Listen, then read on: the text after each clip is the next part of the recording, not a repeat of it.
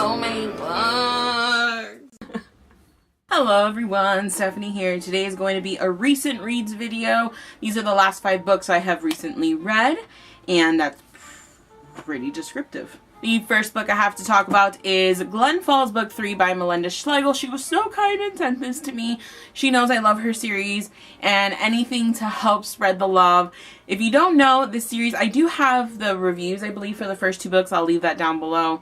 But this is just about a group of friends and their parents and them going in. They live in Glen Falls, New York, and it's just about like each book is a year, so it starts off in their freshman year in college and it keeps going. It's about friendships, it's about relationships, it's about betrayal and lying and people coming up from your past. It's about a lot of stuff, but Melinda does a really good job of putting it all together.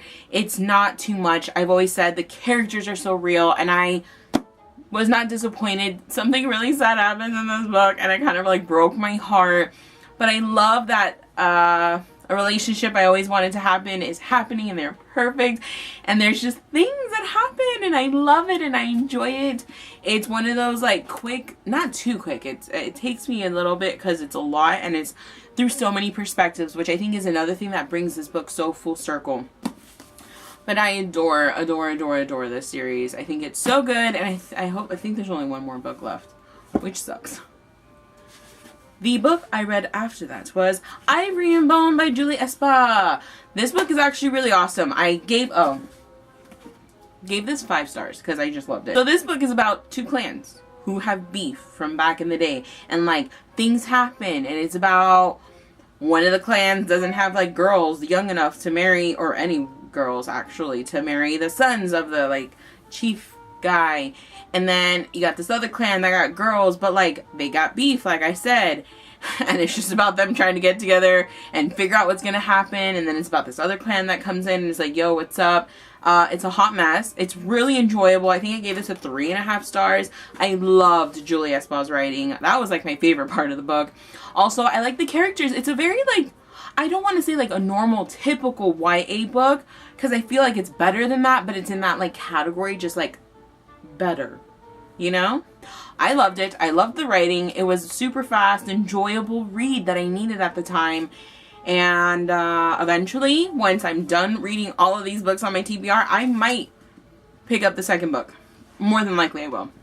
I read Frost Legacy, The Inheritance by Jennifer Ann Reed. I do have a review. I'll link it down below, so I'm not going to get too into it.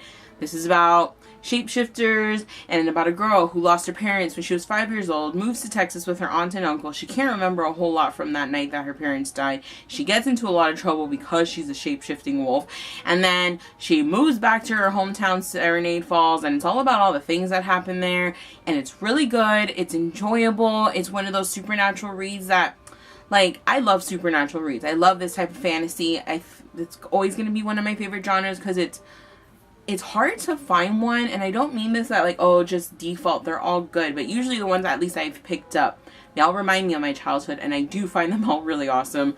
So I love this. If you're into shapeshifters and other creatures, I would pick this up. Then I read Nerve by Jean Ryan. This is the movie cover because I loved the movie and I was like, ooh, I want to read the book. The book is not bad. I heard a lot of people say it's like really annoying.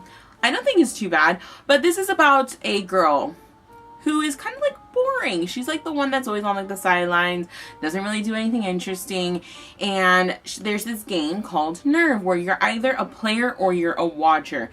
And in this, if you're a watcher, you have to like, I think you have to pay.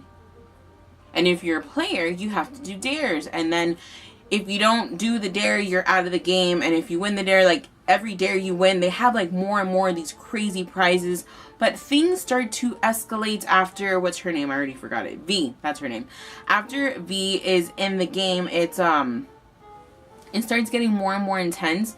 And I really enjoyed it. It was a fast read, which is always going to already get a little bit more. I love books that just have a nice pace and they go with it.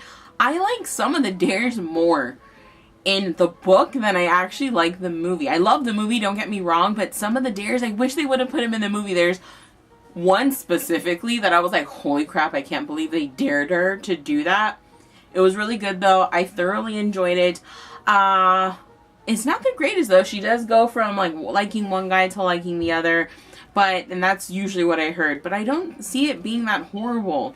I think it could have been better, that's for sure. I think I gave this like 4 stars. It's horrible. I read this book a while ago, so I don't remember my reading.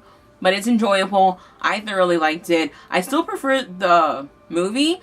So, like, I don't really see the point to reading this. If you read it, still watch the movie. If you watch the movie, don't worry about reading it. And the last book I have to talk about is Heartless by Marissa Meyer. This was actually like the first book out of the bunch I started reading.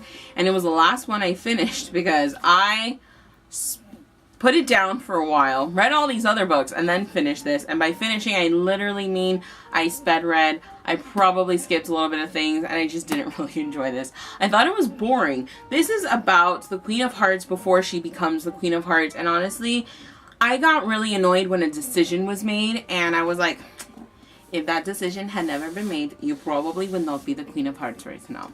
I just was over it. I just thought the writing, it dragged. Okay, the first like 100 pages were really good. I read them in a heartbeat. It was like so interesting and grasping.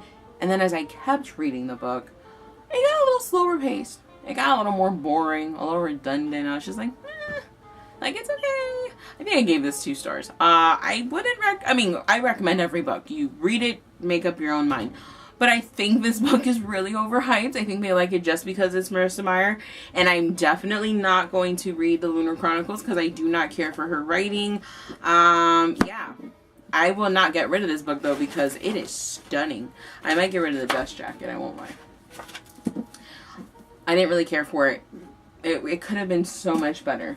But those are the last 5 books I have read. I'm already started on the next 5. I'm really excited. I'm getting slowly but surely back in the pace of reading regularly again. And I'm really excited for the book that I'm about to start. What have you guys read recently? Comment it down below, of course. And I'll see you in my next video. Bye.